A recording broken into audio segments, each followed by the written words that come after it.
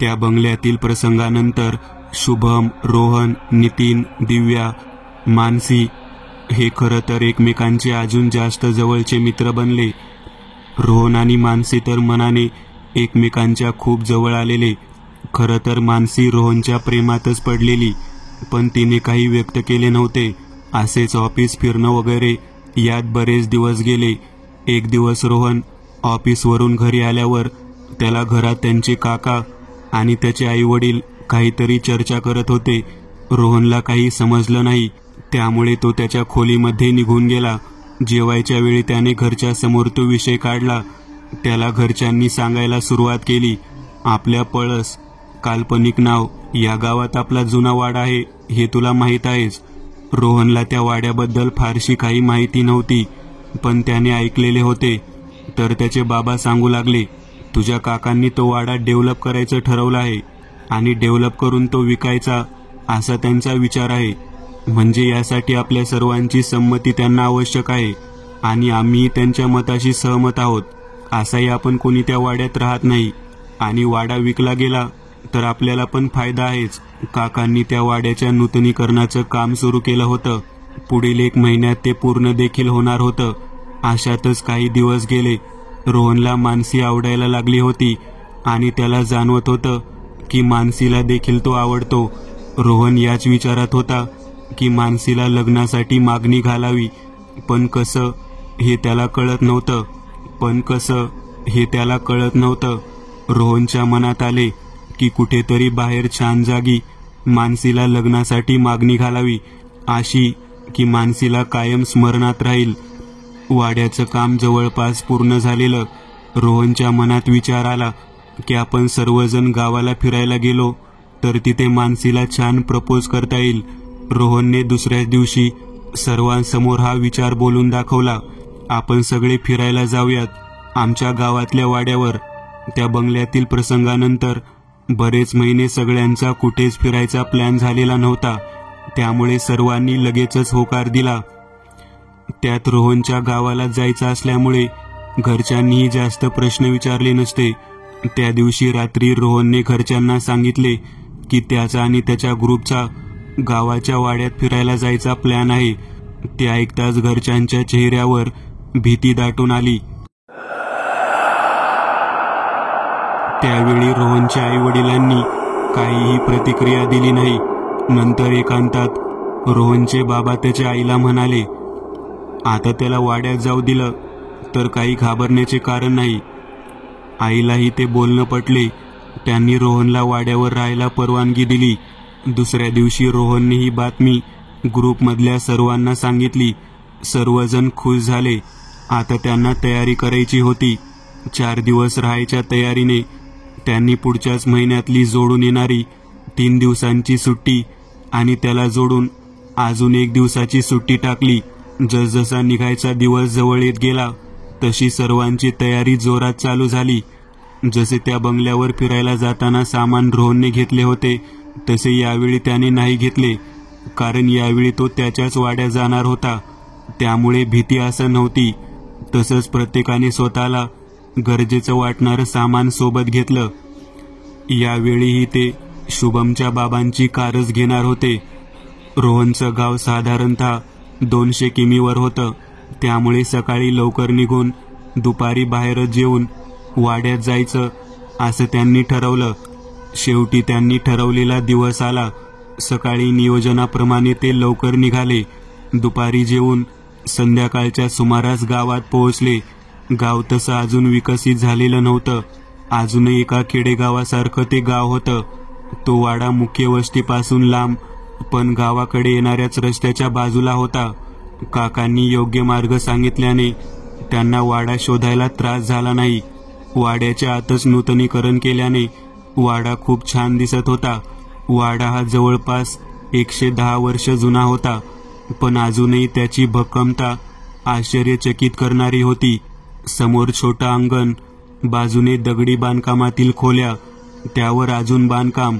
अगदी चित्रपटात दाखवतात तसा तो वाडा होता. 2 मजली बांधकाम, आतून वरच्या मजल्यावर गेलेला तो लाकडी जिना, वाड्यातील लाकडावर केलेलं कलाकुसरीचं काम, त्या मोठ्या मोठ्या लाकडी तुळया, ते भिंतीमधील रेखीव फडताळे, छान नक्षीदार खुंट्या, जुन्या काळातील नाणी उमऱ्यावर ठोकलेली होती. तशी त्या काळी पद्धत पण होती. वाडा पाहून सगळेच अचंबित झाले. रोहनला असं झालं होतं की इतका छान वाडा आपण का विकतोय? किती जुना आहे वाडा. आपल्या घरातील किती पूर्वजांच्या आठवणी असतील यात. वाड्यात काकांनी काही सामान आणून ठेवलेलं, त्यामुळे संध्याकाळी मानसीने सर्वांसाठी मस्त चहा केला. अंगणातच सर्वांच्या गप्पा रंगल्या. त्यातच रात्र कधी झाली कळलंच नाही. रात्रीचं जेवण येताना सोबत आणलेले होते, त्यामुळे सर्वांनी एकत्र जेवण केले आणि मग कोणी कुठे झोपायचं याचा ते विचार करत होते. वरच्या मजल्यावर असलेल्या 2 रूममध्ये त्यांनी झोपायचं ठरवलं. एका रूममध्ये रोहन, शुभम, नितीन आणि दुसऱ्या रूममध्ये दिव्या आणि मानसी. दिवसभर थकलेले असल्याने रात्री सर्वजण लवकरच झोपले. रोहनच्या मनात मानसीला प्रपोज कसं करावं याचा विचार चालू होता. त्याला छान कल्पना सुचली. रात्री सर्वजण झोपी गेले. दुसऱ्या दिवशी सकाळी सर्वजण हळूहळू उठले. सकाळी छान फ्रेश होऊन सोबतच दिव्याने बनवलेला उपमा खाल्ला. गावात जरा भटकून दुपारी सगळे वाड्यात आले. काहीतरी काम आहे असं सांगून रोहन बाहेरच थांबला. त्याने थोडं लांब जाऊन मानसीला मागणी घालायची तयारी करून ठेवली. संध्याकाळी सगळे जरा कामात गुंग आहेत हे पाहून रोहनने मानसीला एकांतात गाठलं आणि तिला घेऊन बाहेर पडला. नदी किनारी तिला सुंदर झाडाखाली उभं केलं आणि मागे जाऊन झाडाला बांधलेली दोरी ओढली. तसं मानसीच्या अंगावर गुलाबाच्या पाकळ्यांचा वर्षाव झाला आणि तिच्या समोर एक पाटी खाली आली. माझं तुझ्यावर खूप प्रेम आहे, माझ्याशी लग्न करशील? ती पाटी पाहून आणि अचानक झालेल्या त्या पाकळ्यांच्या वर्षावाने ती पुरती गोंधळली. क्षणभर तिला कळलंच नाही की हे खरं आहे का स्वप्न. ती जरा सावरली. तिच्या मनातला आनंद गगनात मावत नव्हता. तिने तसेच वळून रोहनकडे पाहिले तर त्याने गुडघ्यावर बसून अंगठी दाखवत तिला लग्नासाठी परत मागणी घातली. मानसीनेही हसत होकार दिला. रोहनने तिच्या बोटामध्ये ती अंगठी घातली आणि मानसीला मिठीत घेतले. दोघांच्या तिथेच बराच वेळ गप्पा झाल्या. सर्वांना सांगायला दोघेही उत्सुक झाले होते. तसेच ते वाड्यावर आले. वाड्याच्या उंबऱ्यात रोहन तिला थट्टेने म्हणाला, थांब, दोघे जोडीने प्रवेश करू. हसत त्याने तिचा हात हातात घेतला आणि वाड्यात सोबत पाऊल टाकलं. तसं अचानक बाहेर जोरात वारा वाहायला लागला. त्याचा परिणाम वाड्यातही जाणवला. अचानक झालेल्या या वातावरण बदलाचं सगळ्यांना आश्चर्य वाटलं. जोराचा पाऊस सुरू झाला. वाड्यातील दिवेही गेले. गावात असेच वातावरण बदल होतात, त्यामुळे त्यांनी त्यावेळी फार विचार केला नाही. संध्याकाळचे 7 वाजलेले, त्यामुळे अंधार पडायला सुरुवात झालेली. दिव्याने काचेचा दिवा लावून आणला आणि सोबत काही मेणबत्त्या देखील आणल्या. तो काचेचा दिवा बाजूला ठेवून सर्वजण सोबत बसले. नितीनने विचारलं, काय रे, दोघेच कुठे गेला होतात? त्याच्या बोलण्यातला खट्याळपणा सर्वांच्या लक्षात आला. रोहनने मानसीकडे पाहिलं तसं तिने डोळ्यानेच हो म्हटलं. रोहन बोलू लागला, तुम्हाला सर्वांना सांगणारच होतो. काही वेळापूर्वी मी मानसीला लग्नासाठी मागणी घातली आणि तिने देखील होकार दिला. हे ऐकताच बाकी तिघांनी जल्लोष केला. त्यांना चिडवणं चालू झालं. इतक्यातच शेजारी जो काचेचा दिवा होता त्याची काच तडकली. सर्वांनीच आवाज ऐकला. अचानक असं काय झालं याचं सर्वांना आश्चर्य पण वाटलं आणि भीतीही.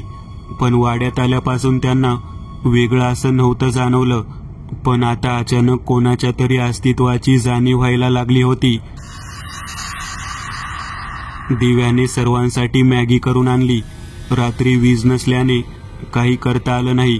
सर्वजण मॅगी खाऊन झोपायला गेले. आता मात्र रोहनच्या मनात पुन्हा विचार आले. हा वातावरणातील बदल नक्की काहीतरी दर्शवणारा आहे. रात्री 11च्या सुमारास सगळे आपापल्या रूममध्ये झोपले असताना मानसीला बाहेर कोणाच्या तरी चालण्याचा आवाज येऊ लागला. तिला सुरुवातीला वाटले मुलांच्या पैकी कोणी असेल, पण त्या बंगल्यातील तिच्या आठवणी जाग्या झाल्या तसं ती मनातून खूप घाबरली. यावेळी पण तसेच काही असलं तर. पण तिने विचार केला की हे घर रोहनचे आहे, काल पण काही जाणवलं नाही, त्यामुळे ती विचार करते तसं काही नसेल. बराच वेळ झाला तरी आवाज येतच होते. तिने न राहून दिव्याला उठवलं, परंतु दिव्याला तसे काहीच आवाज नव्हते येत. मानसीला वाटलं तिला भास झाले असतील, म्हणून तिने पुन्हा झोपण्याचा प्रयत्न करू लागली. पुन्हा तिला बाहेरून आवाज येऊ लागले. आता यावेळी मात्र ती घाबरली. तिने बाहेर जाऊन पाहायचं ठरवलं. तिने दार उघडलं. रात्रीच्या शांततेत ते दार आवाज करत उघडलं. तसं एक आकृती तिच्या समोर येत क्षणात गायब झाली. तिला कळलेच नाही काय झालं. तिला वाड्यात कोणीतरी लाकडावर हात आपटते असा आवाज येऊ लागला. तिने जाऊन रोहन झोपला होता त्या रूमचं दार वाजवलं. रोहन बाहेर आला, पण त्याला देखील आवाज नाही आला. आता मानसीला खात्री झाली, जे आहे ते साधं नक्कीच नाही. रोहनला तिच्या बोलण्यावर विश्वास बसत होता, पण काय करावं हे कळत नव्हतं. त्याने तिला मिठीत घेतलं. तसं एका बाईचा जोरात विवळण्याचा आवाज मानसीला ऐकू आला. यावेळी रोहन पण घाबरला, कारण हा आवाज त्याने पण ऐकलेला. रोहनने ठरवलं, काय आहे ते पाहूयात. तसं त्यालाही लाकडावर कोणीतरी जोरात हात आपटतंय असा आवाज ऐकू आला. हे सर्व आवाज खालच्या मजल्यावरून येत होते. रोहन आणि मानसी खाली आले. मानसी रोहनचा हात धरूनच चालत होती, पण कोणाला तरी तेच नको होतं.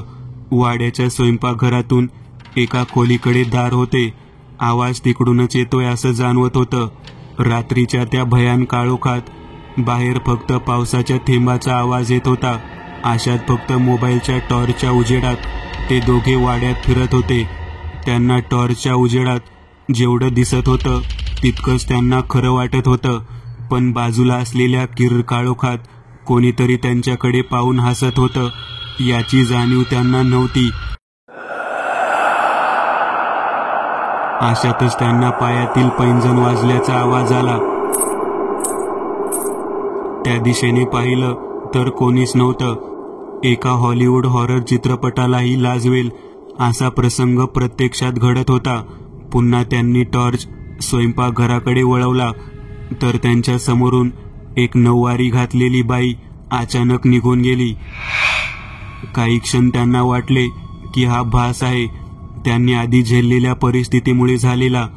तसेच ते स्वयंपाकघरात गेले तसं त्यांना जोरात तोच आवाज येऊ लागला. ते त्या खोलीत पोहोचले जिथून हा आवाज येत होता. खोलीमध्ये खूप जुन्या काळातील एक मोठी लाकडी पेटी होती.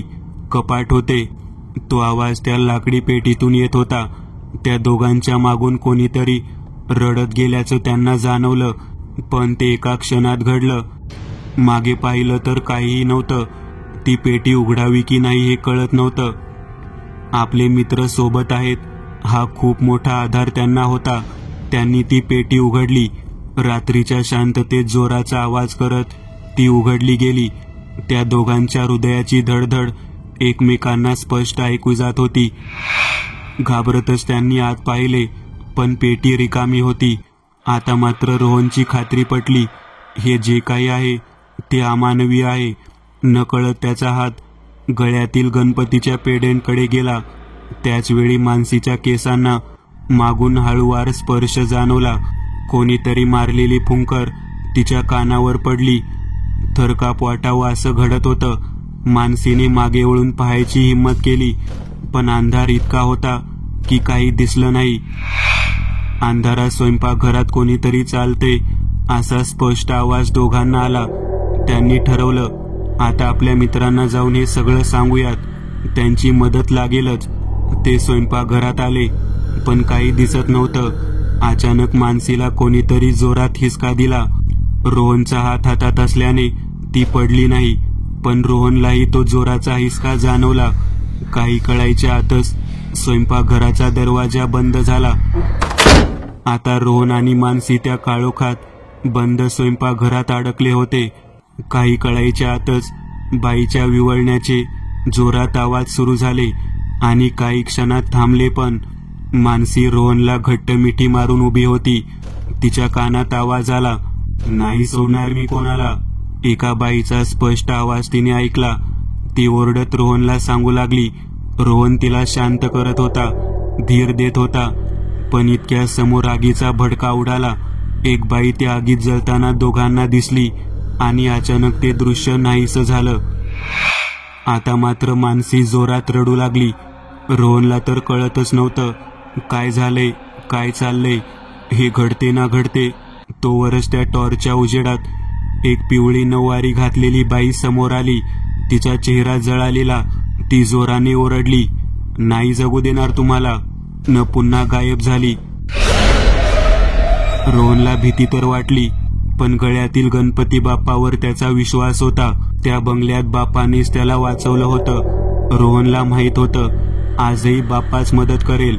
मानसीने रोहनचा हात हातात पकडलेला. इतक्यात खूप जोरात तिला कोणीतरी ओढले. तिचा हात रोहनच्या हातातून सुटला आणि फरफटत त्या खोलीकडे जाताना दिसली आणि दरवाजा बंद झाला. पुन्हा किर्र शांतता पसरली. रोहनने दारावर लाथ घातली, पण दार नाही उघडले. रोहनने तेच केले जे त्याने त्या बंगल्यात केलेले. दाराजवळ बाप्पाचं पेडेंट नेलं. दार उघडले गेले. त्याला त्या पेटीजवळ आवाज येत होता. त्याला कळलं मानसी पेटीतच असेल. त्याने ताकद लावून पेटी उघडली. आत टॉर्च मारला. आतलं दृश्य पाहून कोणाचंही हृदय फुटून बाहेर आलं असतं. आत एक पूर्ण जळालेली बाई रडत रोहनकडे पाहत होती. एक कुबड जळालेला वास सर्व खोलीभर पसरला. ती बाई तशीच उभी राहिली. रोहन मानसीला शोधत होता. ती बाई बोलत होती, मला मारलात, आता मी तुम्हाला मारणार. रोहनचं तिच्याकडे लक्षच नव्हतं. तो त्याच्या मानसीला शोधत होता. एका कोपऱ्यात बेशुद्ध मानसी त्याला दिसली. तो तिच्या जवळ गेला. तिला उचलून घेतलं आणि मागे वळला. स्वयंपाकघरात आला. तोच त्याला ती बाई पिवळ्या नऊवारीत उभी दिसली, भयानक हास्य करत. तिच्या शरीराला अचानक आग लागली. ती जळत होती, ओरडत होती, या घरात कोणत्याही जोडप्याला मी सुखाने जगू देणार नाही.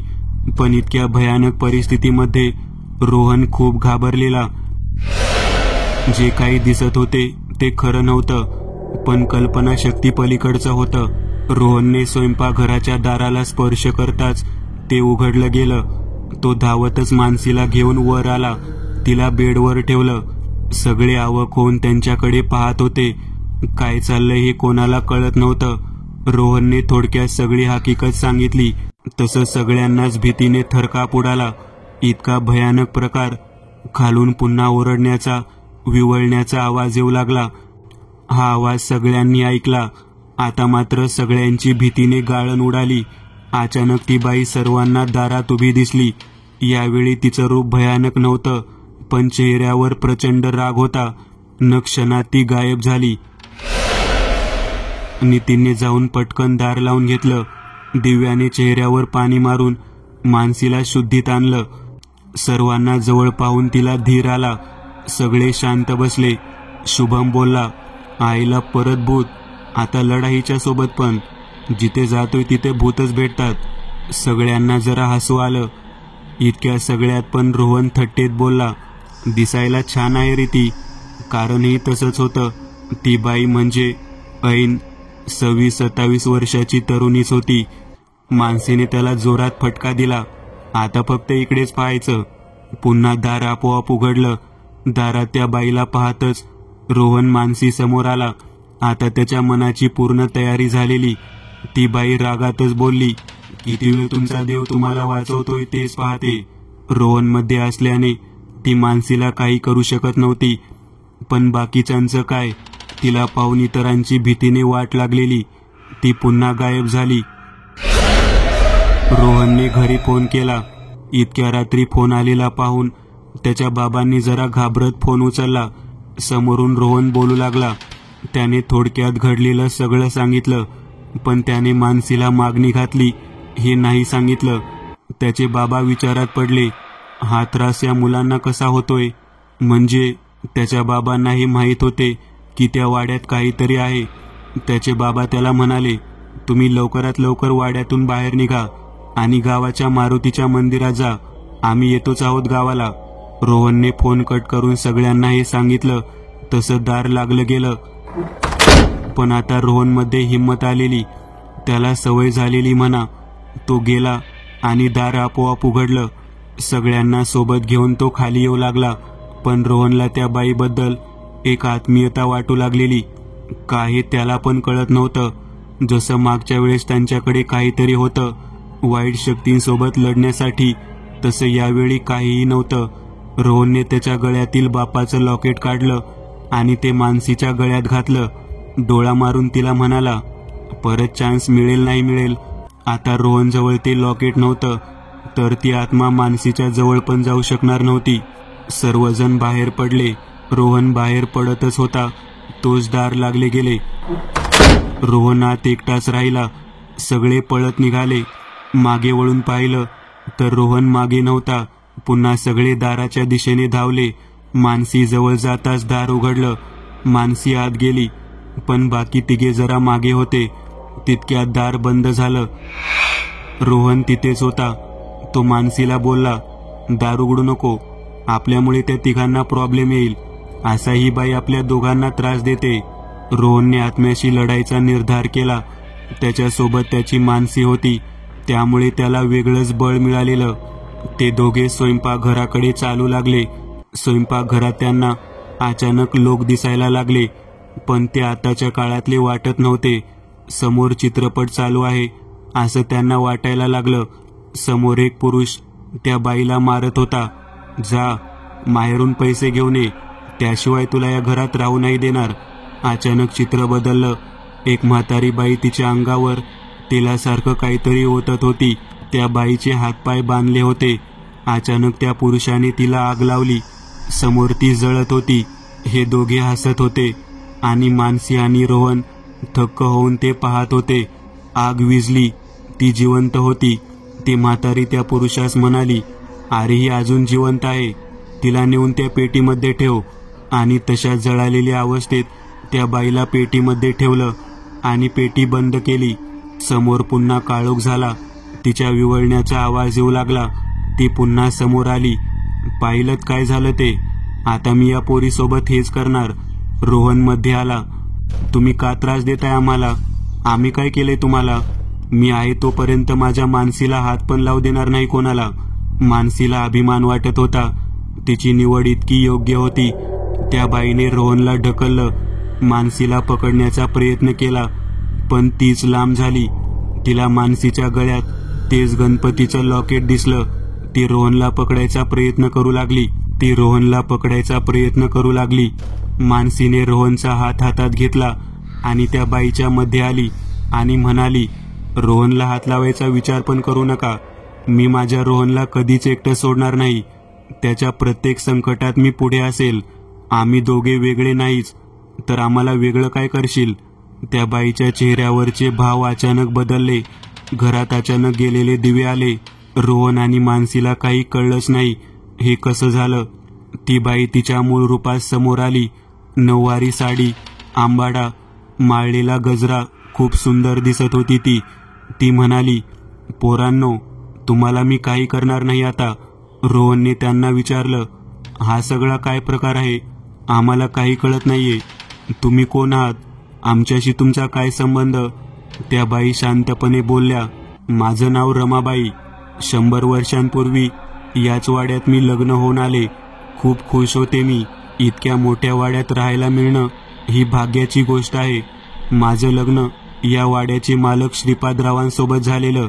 त्यावेळी वाड्यात श्रीपाद, त्यांची आई लक्ष्मी, त्यांचा लहान भाऊ शंकर राहत होते. मी वाड्यात आल्यावर पहिला आठवडा छान गेला, पण नंतर हे लोक माझ्याकडे पैशाची मागणी करू लागले. माझ्या वडिलांनी कबूल केलेलं की लग्न झाल्यावर काही दिवसात पैसे देईन. मला हे तेव्हा माहीत नव्हतं, पण आता मात्र माझा खूप छळ होऊ लागला. मारहाण तर रोजचीच झाली. किती स्वप्न पाहिलेली मी सुखी संसाराची, पण वाट्याला मात्र प्रेम आलंच नाही. अशातच खूप दिवस निघून गेले, पण माझ्या बाबांना या लोकांना पैसे देणं नाही जमलं. एक दिवस जबरदस्ती यांनी आणि त्यांच्या छोट्या भावाने माझे हात पाय बांधले आणि मला स्वयंपाकघरात आणले.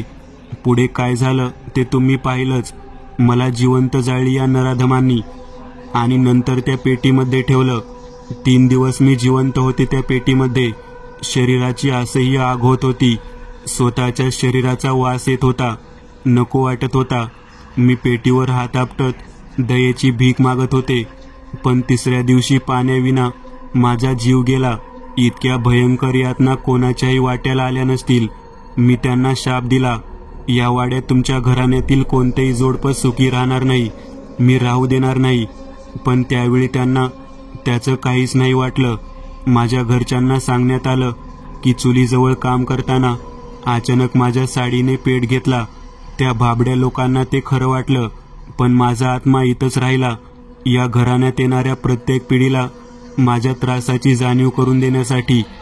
पुढे शंकरचं लग्न झालं. त्याला आणि त्याच्या बायकोला पहिल्याच दिवशी मी दिसले. ते दोघे घाबरले, पळू लागले, पण मी त्यांचा शेवट केला. श्रीपादला हे कळलं. त्याने हा वाडा सोडला. दुसरं लग्न करून बाहेर राहू लागला. त्याला 2 मुलं झाली. एक जण वाड्यात राहायला आला. त्याला श्रीपादचं बोलणं पटत नव्हतं. ते नवरा बायको एक रात्र वाड्यात आले. त्यांची ती शेवटची रात्र ठरली. असंच मग या घराण्यातील जोडप्यांना या वाड्यापासून लांब ठेवले जाऊ लागले. त्या पेटीमध्ये माझा जीव गेला. त्या पेटीसोबत मी बांधले गेले. त्यामुळे तुम्हाला येणारे ते आवाज पेटीतून येत होते. मी कधीच बाकी कोणाला त्रास दिला नाही. तुम्ही पहिल्या दिवशी वाड्यात आलात तेव्हाही मी इथेच होते. पण दुसऱ्या दिवशी तू मानसीला मागणी घातली. तुमची मनं जोडली गेली. तुम्ही एक जोडपे झालात आणि जोडीनेच वाड्यात प्रवेश केला. मी तुम्हालाही मारायचं ठरवलं, पण आतापर्यंत ज्यांच्या समोर मी आले ती जोडपी एकमेकांचा विचार करणारी नव्हती. त्यामुळे त्यांना मारताना मला काही वाटलं नाही. पण आज रोहनने त्याचं लॉकेट तुला दिलं. स्वतःच्या जीवाचा विचार न करता तूही त्याला साथ दिलीस. आताही तुम्ही दोघे सोबत उभे राहिलात माझ्या समोर. असं प्रेम मी कधीच पाहिलं नव्हतं.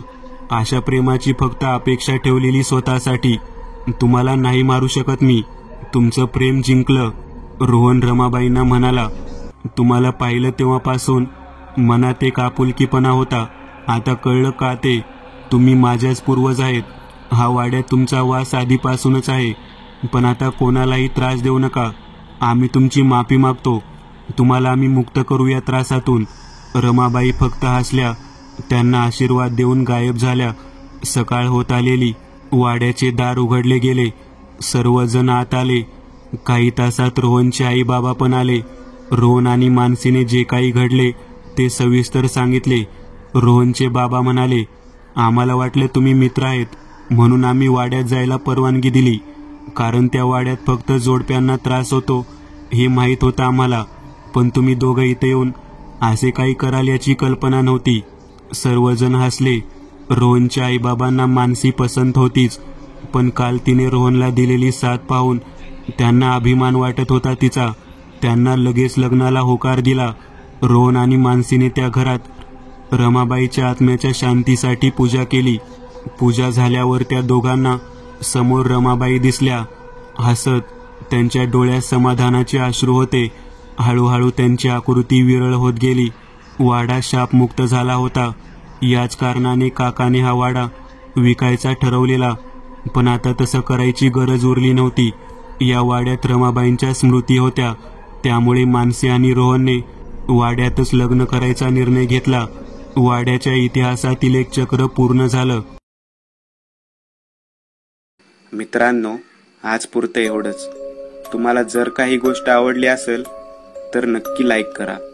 तुमच्यापैकी बरेचसे जण व्हिडिओ लाईक न करताच पळून जातात.